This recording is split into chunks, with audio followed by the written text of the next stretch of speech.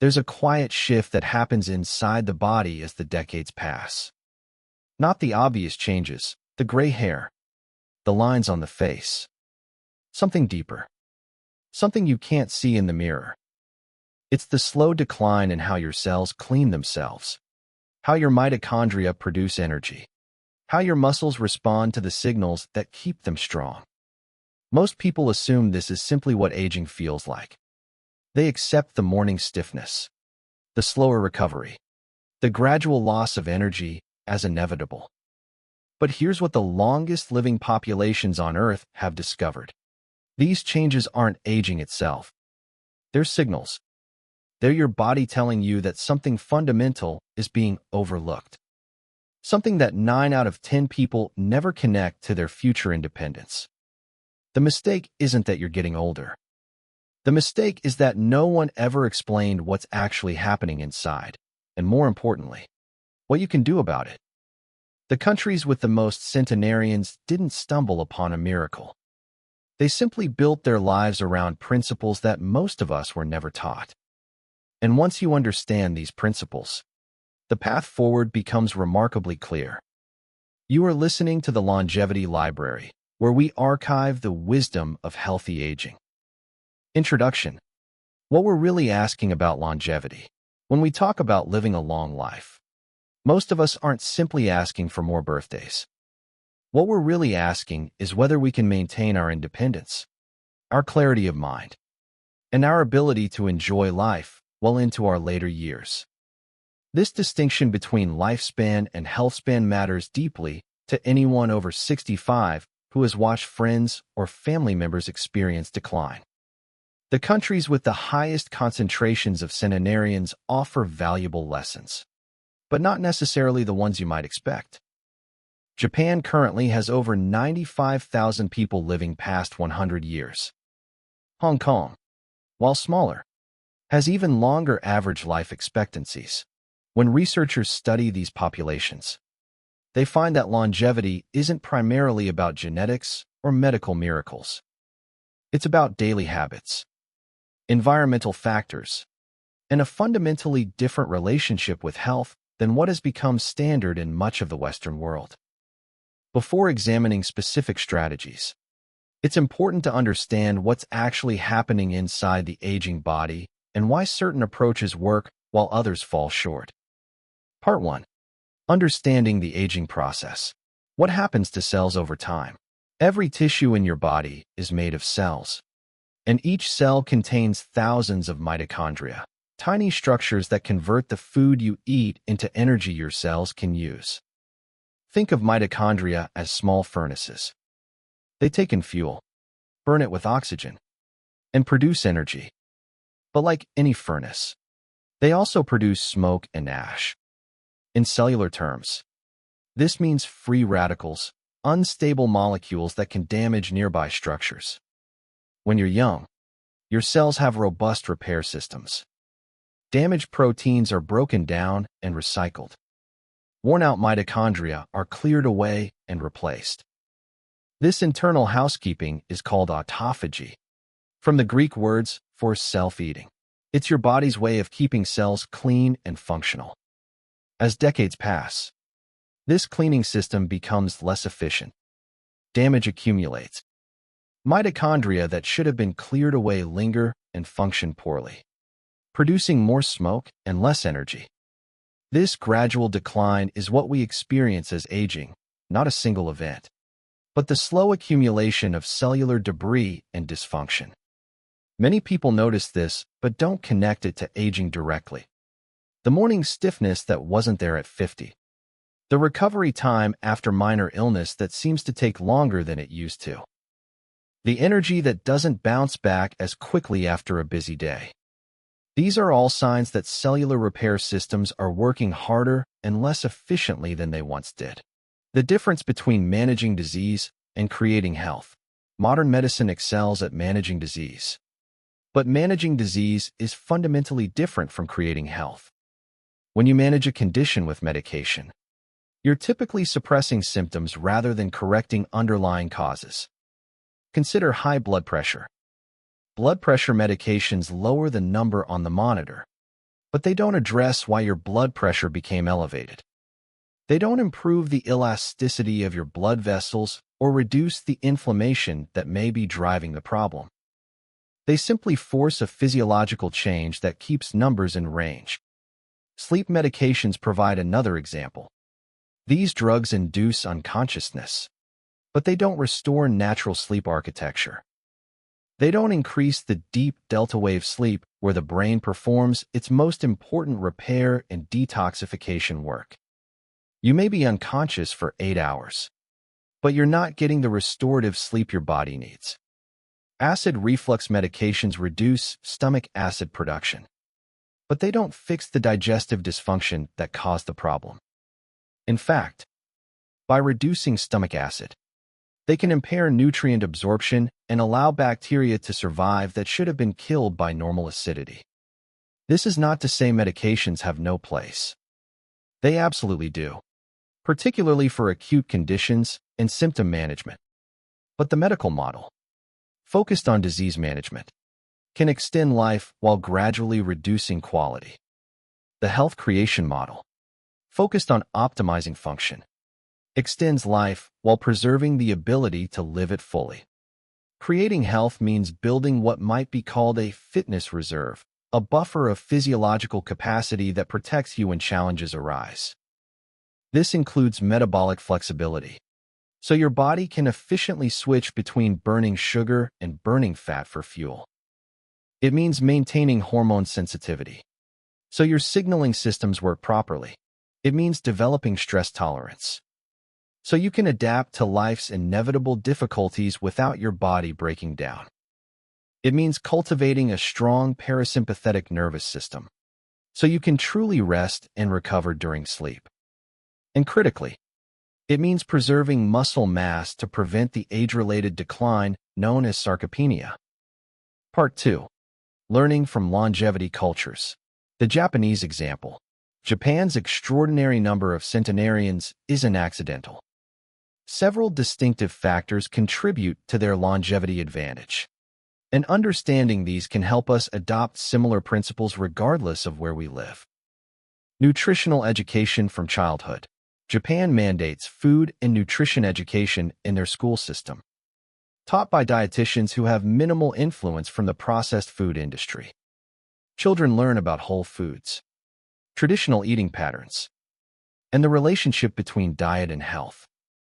This early foundation creates lifelong habits that persist into old age. Think about what this means. By the time a Japanese person reaches 65, they've had 6 decades of practical knowledge about food. They don't need to relearn how to eat when their doctor warns them about blood sugar. They don't have to break decades of poor habits. The foundation was there from the beginning. In contrast, American children receive minimal nutrition education, and what they do receive often comes from sources influenced by food industry interests. Many adults reach their later years having never learned what whole foods actually are or how to prepare them. Traditional Japanese dietary patterns. The traditional Japanese diet differs from the standard American diet in several important ways. Rice is a staple, but it's less refined than the wheat and industrial starches common in American diets. Importantly, Japanese rice isn't treated with glyphosate as a drying agent, unlike much of the wheat grown in the United States. Fish and meat are both consumed and considered healthy. Soy is eaten primarily in fermented forms like miso and natto, rather than as soy protein isolates found in processed foods. These fermented soy products provide vitamin K2, which helps direct calcium to bones rather than arteries. This single nutrient illustrates how traditional food patterns solve multiple problems at once, supporting bone density while protecting cardiovascular health. Soup, vegetables, and seaweed feature prominently. Seaweed provides iodine along with a full spectrum of trace minerals. The average Japanese person consumes 9 times more iodine than the average American. Iodine supports thyroid function, which regulates metabolism throughout the body. It also has antiestrogenic properties that become increasingly important with age. When hormone balances shift, the sodium-potassium balance. The Japanese consume more salt than Americans, yet they don't experience the same rates of salt-sensitive hypertension. The reason lies in their concurrent high potassium intake. Every cell in your body contains a sodium-potassium pump, a mechanism that maintains the electrical potential across cell membranes. This pump requires both minerals in precise relationship. Think of it like a battery that needs both positive and negative terminals to function. When you consume sodium without adequate potassium, the pump cannot work efficiently. When people are described as salt-sensitive, they're often actually potassium deficient. The sodium isn't the problem, the imbalance is. Consuming adequate potassium alongside sodium from foods like avocados, leafy greens, and vegetables prevents the blood pressure elevation and stroke risk associated with high sodium intake alone. The gut microbiome connection. The Japanese gut contains unique microbes originating from ocean bacteria, which enable digestion of seaweed and other marine foods. This illustrates a broader principle. Consuming diverse foods, especially fermented foods, builds a diverse and resilient microbiome. Different microbial species perform specialized functions. Some produce neurotransmitters that affect mood and stress response. Some maintain the intestinal mucus barrier, protecting against leaky gut. Some synthesize vitamins that would otherwise need to come from diet. Some support immune function, training immune cells to recognize friend from foe. This becomes more important after 65, when immune function naturally declines. A robust microbiome provides ongoing immune support that becomes harder to maintain through other means. The 80% full rule. Traditional Japanese eating culture includes the practice of eating until approximately 80% full, rather than continuing until completely stuffed. This isn't merely about calorie restriction, though that plays a role. When you overeat consistently, you overwhelm the mitochondria inside your cells. Remember those cellular furnaces? They can only process so much fuel at once. When you force excessive fuel into them, you create damage and dysfunction. The mitochondria become depleted of nutrients needed for their biochemical reactions. They produce excessive free radicals that damage cellular components. Over years, this accumulated damage shows up as metabolic problems, insulin resistance, and accelerated aging. This is where many people misunderstand what's happening. They think the problem with overeating is simply weight gain. But the deeper problem is mitochondrial stress that affects every cell in the body. Eating to satisfaction rather than fullness protects mitochondrial function regardless of what the scale shows. Movement through daily life. The average Japanese person takes over 6,000 steps daily, compared to approximately 4,000 steps for the average American. This difference of 2,000 steps accumulates over weeks, months, and years into significant differences in cardiovascular health, glucose regulation, and muscle maintenance. The goal for longevity benefits appears to be around 7,000 to 8,000 steps daily. This doesn't require gym time or structured exercise. It means building movement into daily life, walking to the store, taking stairs, gardening, choosing the slightly longer route. These small choices add up to meaningful physiological differences. The Hong Kong counterpoint. Hong Kong offers an instructive contrast to common assumptions about diet and longevity. Residents of Hong Kong have among the longest life expectancies in the world, yet they consume more meat per capita than almost any other population, over 320 pounds annually. Much of this is pork and beef, foods often discouraged in standard dietary advice. This doesn't mean meat consumption alone causes longevity, but it demonstrates that animal foods can be part of a long and healthy life when combined with other protective factors. In Hong Kong, those factors include low smoking rates, abundant seafood consumption providing omega-3 omega-3 fatty acids, and high daily step counts in a dense urban environment that requires walking. The lesson isn't that any single food determines longevity. The lesson is that multiple factors work together, and demonizing entire food categories misses the complexity of how real people live long lives. Part 3. The biology of aging and intervention points. Understanding insulin resistance. Insulin resistance underlies most chronic diseases of aging. It's the common thread connecting type 2 diabetes, fatty liver disease, obesity, cardiovascular disease, and even some forms of cognitive decline. Here's what happens biologically. When you eat carbohydrates, they break down into glucose that enters your bloodstream. Your pancreas releases insulin, which acts like a key that unlocks cells so glucose can enter and be used for energy. In insulin resistance, cells stop responding to this key. They become deaf to insulin's signal. The pancreas responds by producing more insulin, more keys, trying harder to unlock those cells. This works for a while. Blood sugar remains normal because insulin levels are high enough to force glucose into cells despite their resistance. This is where many people misunderstand what's happening. They check their blood sugar, see normal numbers, and assume everything is fine. But the elevated insulin driving those normal numbers is itself problematic. High insulin promotes inflammation, encourages fat storage, and damages blood vessels.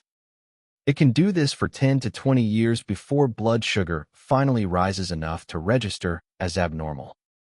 The standard test for diabetes risk is fasting blood glucose or hemoglobin A1C, which measures average blood sugar over 3 months. Both can remain normal throughout this long period of compensation. The more sensitive measure is fasting insulin. A level under 7 is good, under 5 is optimal. Levels this low indicate that your cells are responding properly to insulin and your pancreas isn't overworking. For someone over 65, addressing insulin resistance becomes increasingly critical because the pancreas produces less insulin with age. The compensation that worked at 50 becomes harder to sustain at 70. Without intervention, the system eventually fails. Mitochondrial function and energy production. Mitochondria are the energy factories inside every cell except red blood cells. They convert food into ADP, the energy currency that powers all cellular activities. When mitochondria function poorly, every system in the body suffers.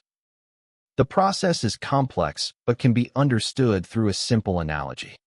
Imagine an assembly line in a factory. Raw materials come in at one end. Workers perform specific tasks at each station. At the end, finished products come out. If any station lacks the tools or materials it needs, the whole line slows down and unfinished products pile up. In your mitochondria, the raw materials are the carbohydrates and fats from food. The workers are enzymes that perform specific chemical reactions. The tools they need are vitamins and minerals, B1, B2, B3, B5, coenzyme Q10, manganese, zinc, iodine, copper, magnesium. If any of these are missing, the assembly line slows. Partially processed compounds build up, and energy production falls. This is why nutrition matters so much for energy levels. It's not just about calories. It's about providing all the tools each enzymatic station needs to do its job. Many people notice this but don't connect it to aging directly. They feel tired, assume it's just getting older, when actually their mitochondria are starving for specific nutrients. The fuel quality matters as much as the tools. Highly processed foods and industrial seed oils, soybean oil, corn oil, canola oil, create more smoke and less energy when burned in the mitochondrial furnace. These oils are unstable and contribute to oxidative damage within cells. Replacing them with traditional fats like olive oil, coconut oil, and animal fat supports better mitochondrial function. Autophagy, the cellular cleanup crew. Autophagy is the body's cellular cleaning process, during which damaged proteins and cellular components are broken down and recycled. This housekeeping function is essential for longevity because accumulated cellular damage is a primary driver of aging. Think of autophagy as a waste management service for your cells. Throughout the day, proteins get damaged. Organelles wear out. Waste products accumulate. Autophagy crews constantly patrol, gathering this debris and hauling it to recycling centers where it's broken down into components that can be used again. This system works efficiently when you're young. But as decades pass, it slows down. The waste management crews work less effectively. Debris accumulates. This accumulated damage shows up as the visible and invisible signs of aging. Autophagy is activated when cells experience mild stress, particularly nutrient stress. When you fast, cells sense that no new fuel is coming in. They respond by ramping up cleanup operations, recycling old components to free up resources. This is why regular intermittent fasting and periodic prolonged fasting are effective longevity interventions. A 48 to 72-hour fast periodically provides significant autophagic cleanup. Some individuals benefit from longer fasts, but these should be approached gradually and with medical supervision for older adults. The key is that fasting triggers a deep clean that doesn't happen when you're constantly eating. VO2 max and fitness reserve. VO2 max measures the maximum amount of oxygen your body can utilize during intense exercise. It's the single best predictor of fitness reserve and a powerful indicator of longevity. Here's what the measurement means biologically. Oxygen is required for your mitochondria to produce energy. The more oxygen you can deliver and use, the more energy your cells can produce. Higher VO2 max means your heart can pump more blood. Your lungs can oxygenate that blood more effectively. Your blood vessels can deliver it to tissues, and your muscles can extract and use it. This oxygen utilization capacity protects against inflammation, supports sleep quality, and keeps stress hormones in check. When you have a high fitness reserve, you have a buffer against challenges. A minor illness, a stressful event, a period of reduced activity. These things don't push you into decline because you have reserves to draw on. Improving VO2 max requires exercise that challenges your cardiovascular system, brisk walking, swimming, cycling, or other activities that increase heart rate and breathing. The goal is to build a buffer of fitness that protects you when health challenges arise. This becomes more important after 65, when the body's natural resilience declines and external challenges become more frequent. Part 4. 18 Science-Based Strategies for Longevity. 1. Address insulin resistance early. The first strategy is to identify and address insulin resistance before it progresses to disease. This means asking your doctor for a fasting insulin test, not just fasting glucose or A1C. Many people have normal blood sugar for years while insulin climbs higher and higher, damaging blood vessels and promoting inflammation the entire time. If your fasting insulin is above 7, the primary intervention is reducing refined carbohydrates and sugar. This means avoiding not just obvious sweets, but also industrial starches, bread, pasta, cereal, crackers, biscuits, waffles, and pancakes that convert rapidly to glucose. The goal is to reduce the demand for insulin so your pancreas doesn't have to overwork. For someone over 65, this doesn't mean extreme dietary restriction. It means gradual replacement. Instead of toast at breakfast, perhaps eggs with vegetables. Instead of pasta at dinner, perhaps a larger portion of protein and vegetables with a smaller starch serving. Small changes accumulate into significant metabolic improvement.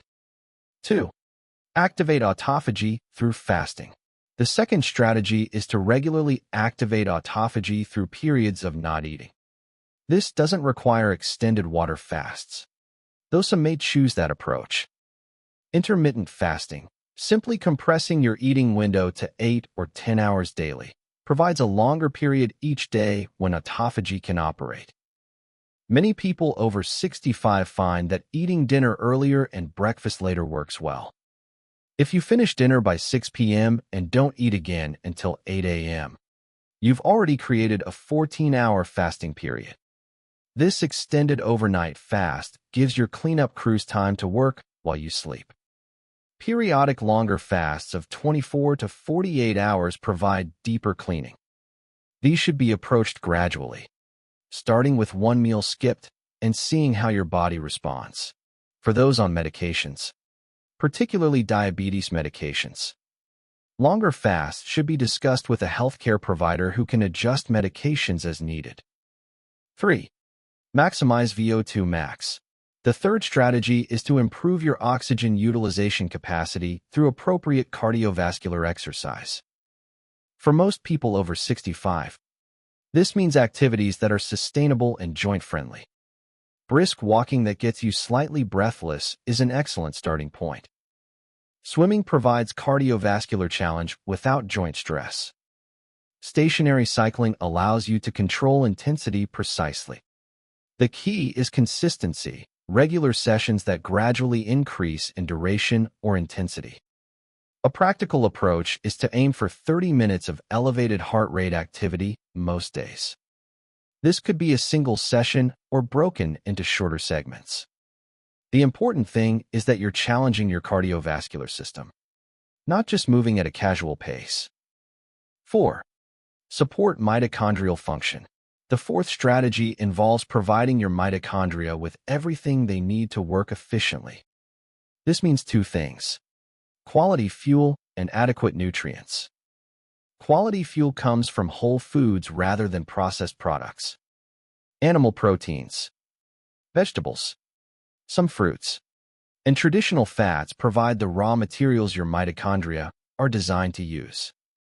Processed foods and industrial oils introduce compounds that mitochondria struggle to process efficiently. Adequate nutrients mean ensuring you're getting the B vitamins, coenzyme Q10, and trace minerals that mitochondrial enzymes require as tools. For many people over 65, this means paying attention to nutrient density. Calories become less important as activity levels change, but nutrient requirements remain high. Choosing foods that deliver more nutrients per calorie becomes increasingly valuable. 5. Apply hormetic stress strategically. The fifth strategy is to intentionally introduce mild stressors that trigger adaptive responses. Hormesis is the biological phenomenon where a brief stressor makes an organism stronger. Heat stress from saunas, hot showers, or hot baths produces effects similar to moderate exercise. Your heart rate increases, circulation improves, and heat shock proteins are activated. These proteins help cells repair damage. Even 15 to 20 minutes in a hot tub several times weekly provides benefit. Cold exposure from brief cold showers or short cold plunges activates different pathways. As your body works to maintain core temperature, genes involved in survival and repair are switched on. This doesn't mean prolonged discomfort. Even 30 to 60 seconds of cold at the end of a shower triggers adaptation. Even phytonutrients in plants can act as mild stressors. The compounds that give vegetables their color and slightly bitter taste are often mild toxins that plants produce to defend themselves. When you eat them, your body responds by activating protective pathways. This is one reason colorful vegetables provide health benefits beyond their vitamin content. The key with all hormetic stressors is moderation. Enough stress to trigger adaptation, but not so much that it causes damage. You should feel briefly challenged, then recover quickly. 6. Eliminate refined sugar and industrial starches. The sixth strategy is straightforward in concept, but challenging in execution for many people. Refined sugar and industrial starches are the primary drivers of insulin resistance, inflammation, and metabolic dysfunction. These foods provide concentrated calories without the accompanying nutrients needed to process them.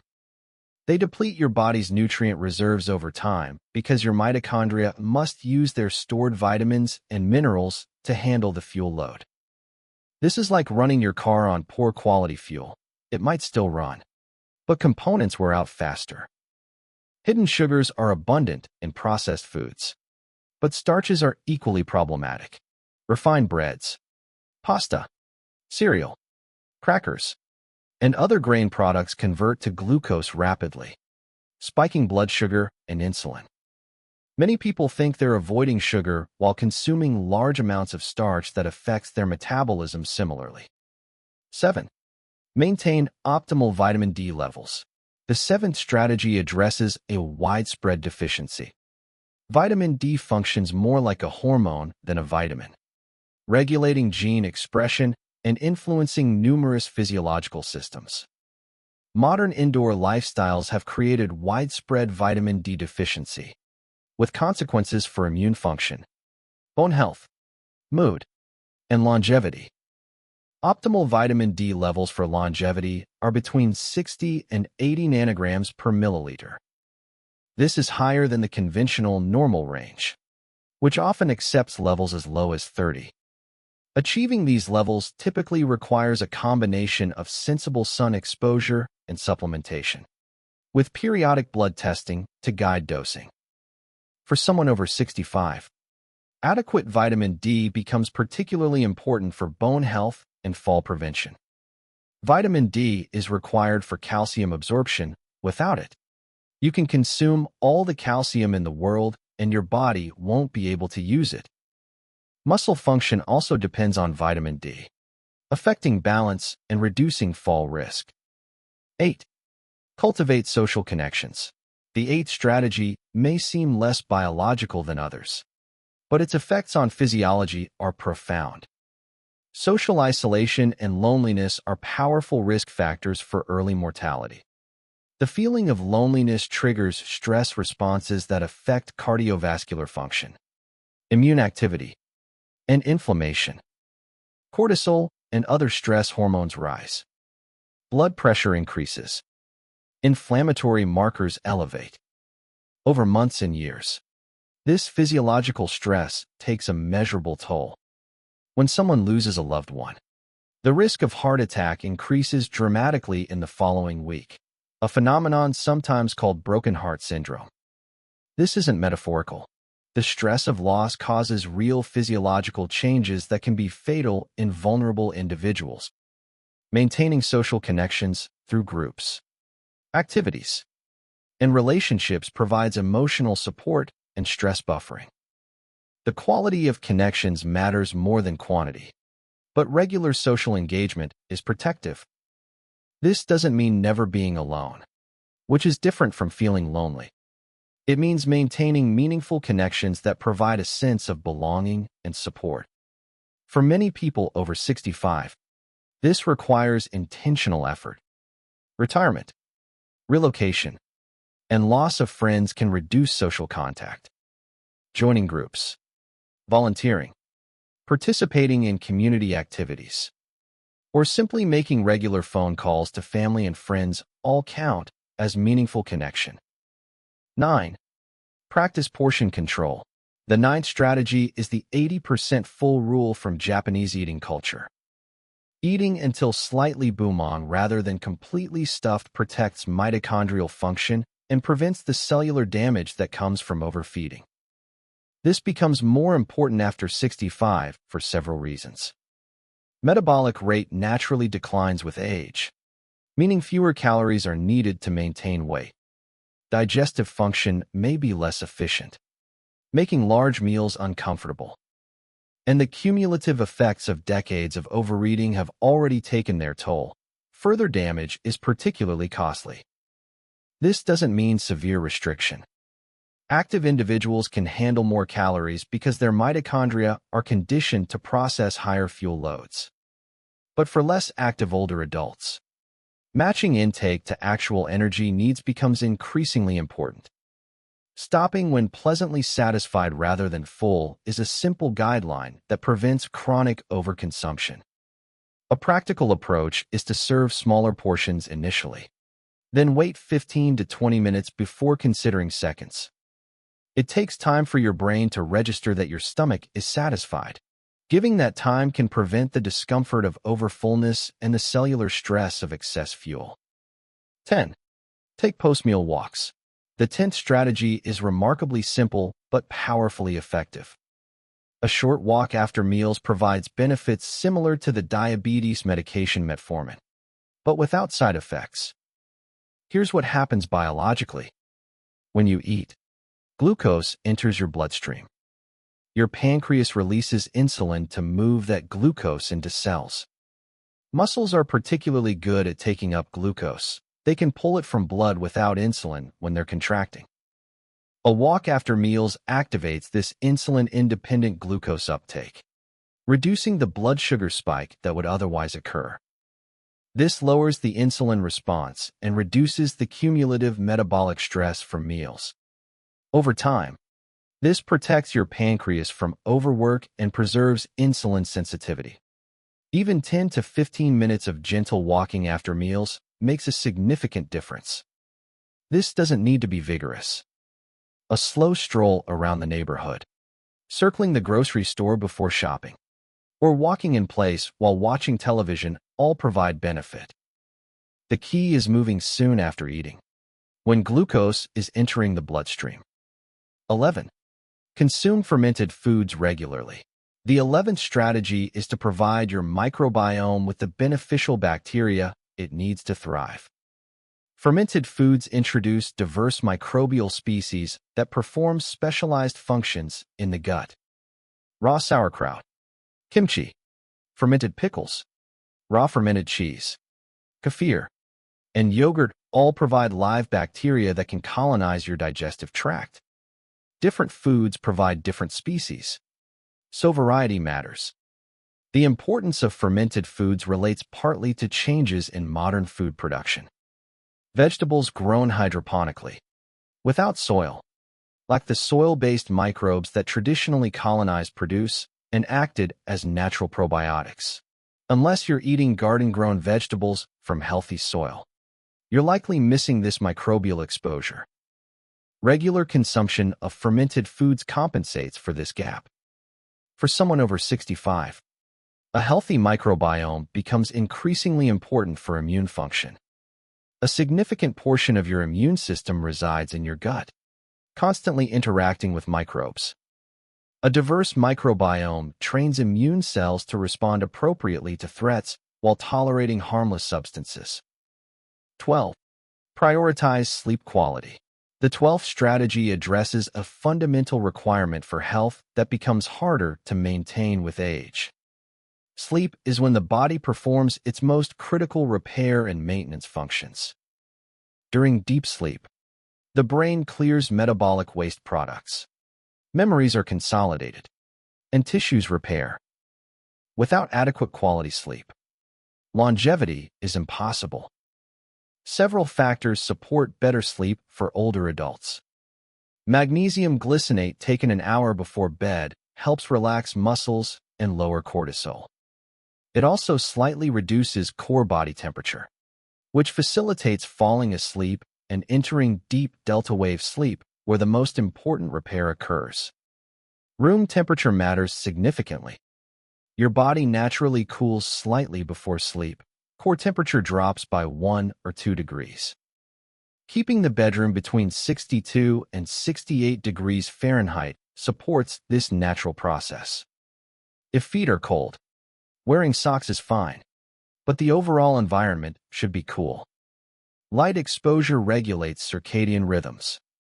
Morning exposure to natural light, particularly the blue spectrum around 480 nanometers wavelength, helps set the internal clock for the day.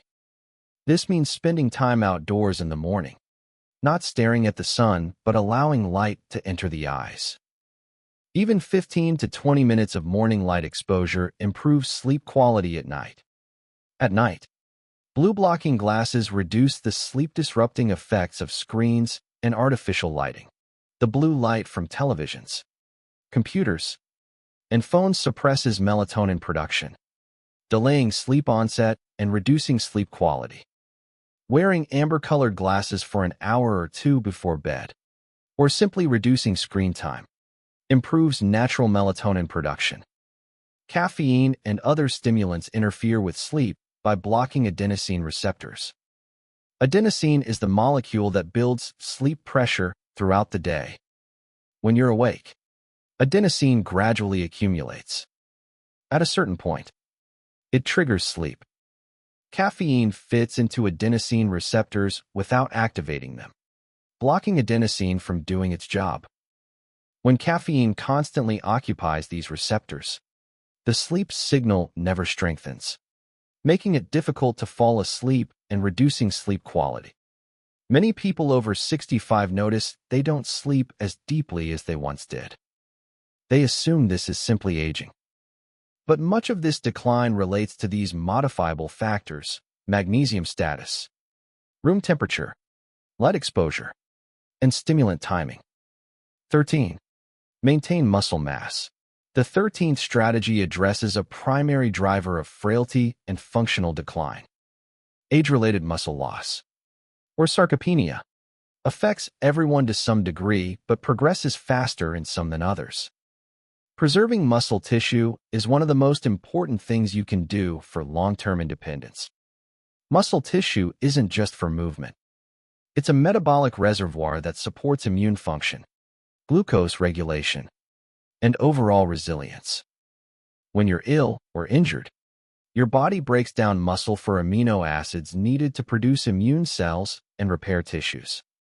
If you have inadequate muscle mass, you have fewer reserves to draw on during recovery. This is where many people misunderstand what's happening after a hospitalization or illness. They lose strength and assume they just need to rest. Actually, they've lost muscle tissue that must be rebuilt. Without rebuilding, each illness leaves them weaker than before. Preserving muscle requires two inputs: resistance training and adequate protein.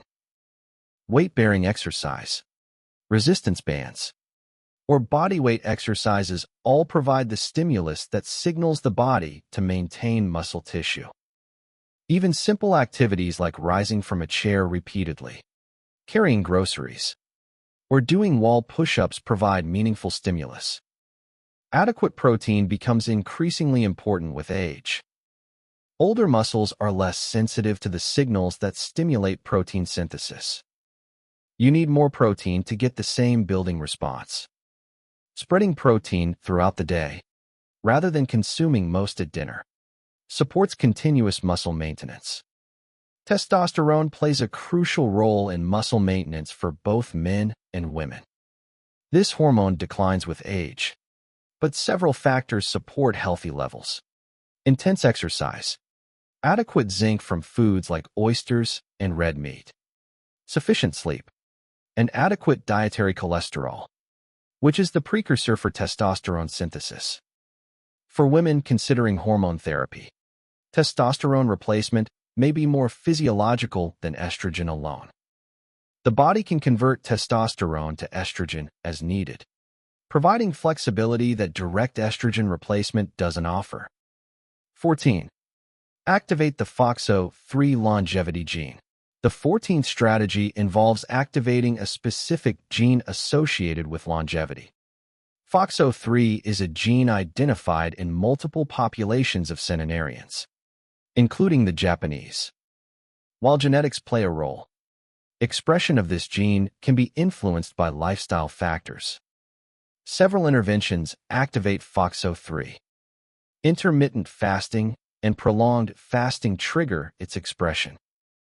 Endurance exercise, high-intensity interval training, and resistance training all increase activity.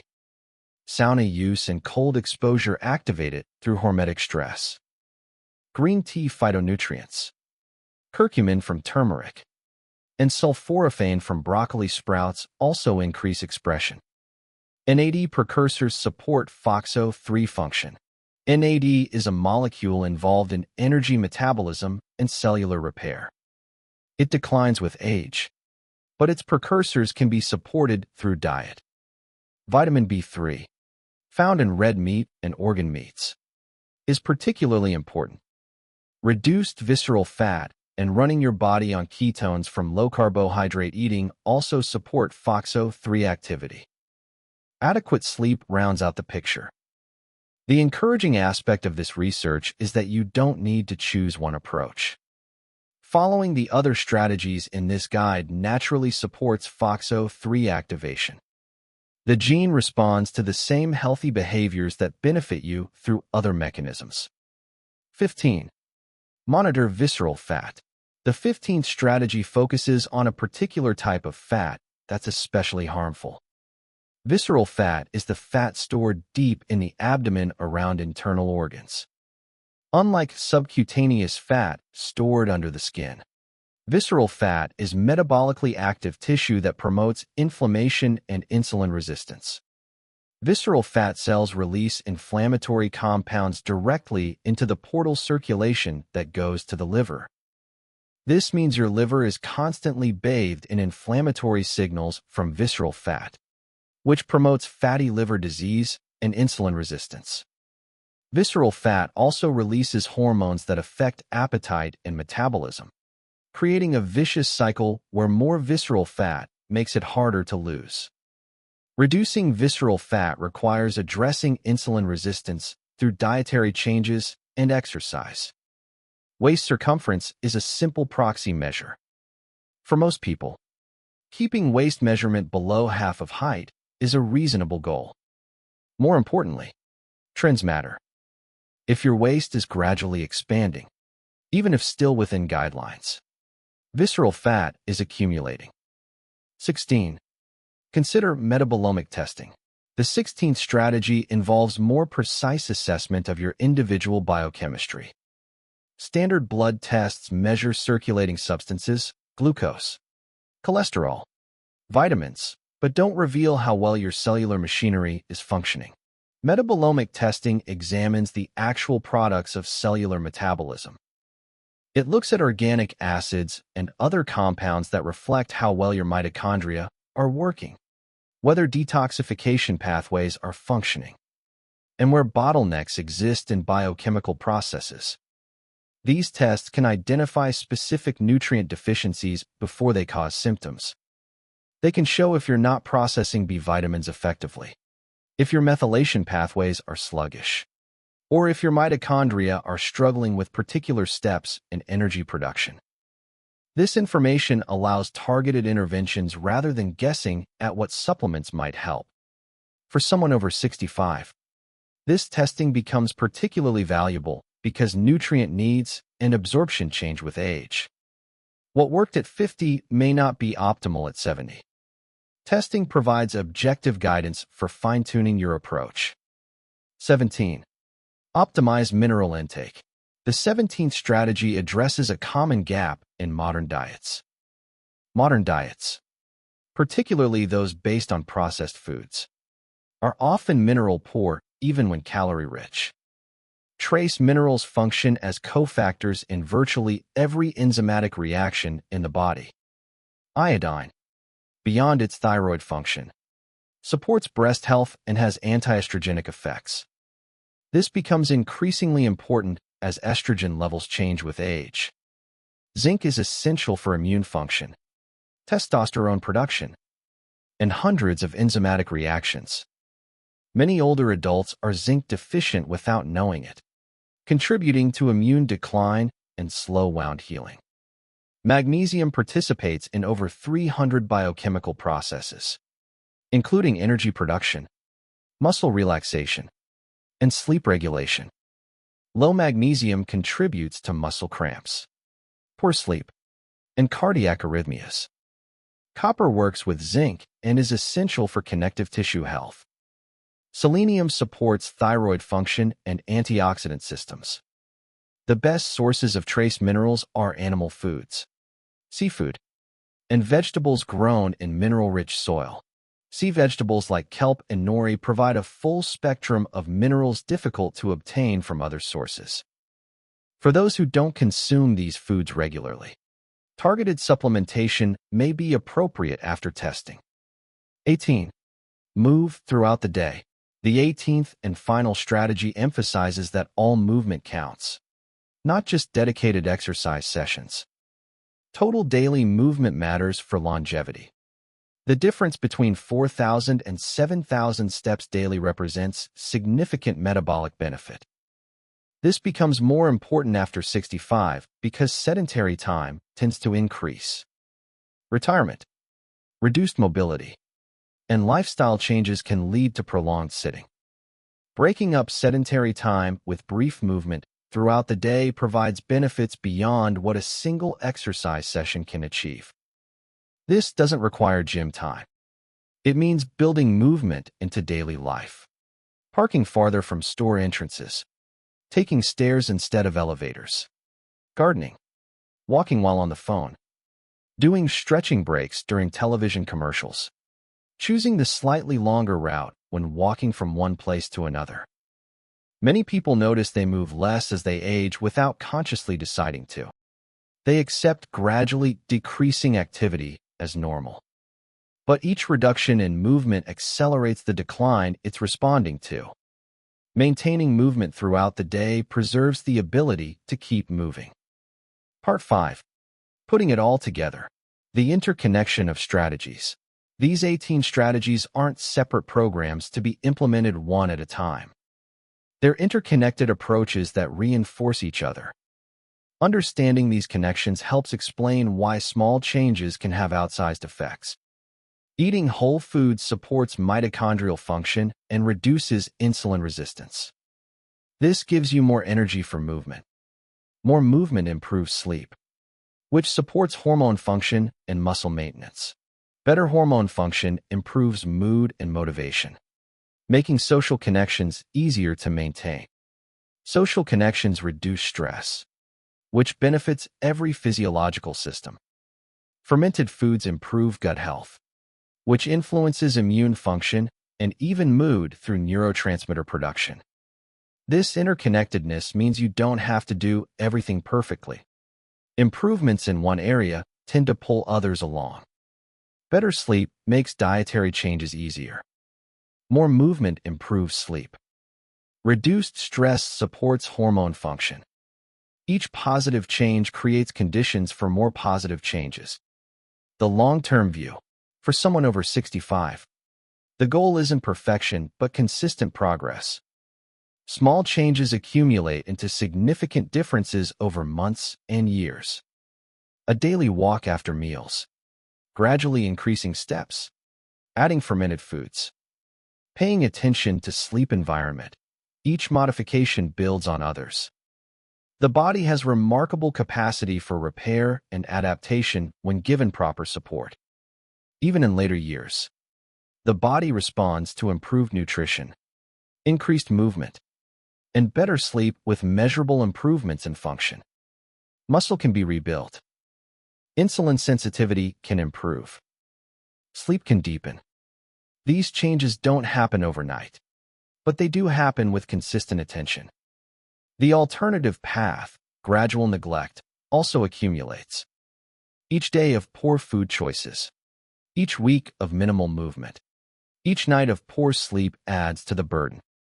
Over years, this accumulated deficit shows up as chronic disease, declining function, and reduced independence. This is where small daily patterns quietly determine future independence. The person who walks daily, eats well, and prioritizes sleep isn't doing anything dramatic. They're simply making choices that compound in their favor. The person who lets these things slide isn't making dramatic errors either. They're just allowing small deficits to accumulate. Realistic expectations. It's important to be realistic about what these strategies can and cannot do. They cannot stop aging entirely. They cannot prevent all disease or guarantee a specific lifespan. What they can do is shift the trajectory, improving function, extending health span, and increasing the likelihood of maintaining independence. Some changes will be noticeable quickly. Sleep may improve within days of adjusting light exposure and room temperature. Energy may increase within weeks of improving food quality. Blood work may show improvements within months of dietary changes. Other changes are longer term. Muscle rebuilding takes months of consistent effort. Metabolic improvements accumulate over years. The full benefits of these strategies manifest over decades, not days. This long-term view is appropriate for an older audience. At 65, 70, or 80, you're not looking for quick fixes. You're looking to maintain and improve function for the years ahead. These strategies support that goal. Adapting to individual circumstances. These strategies should be adapted to individual circumstances. Someone with limited mobility will approach movement differently than someone who's fully ambulatory.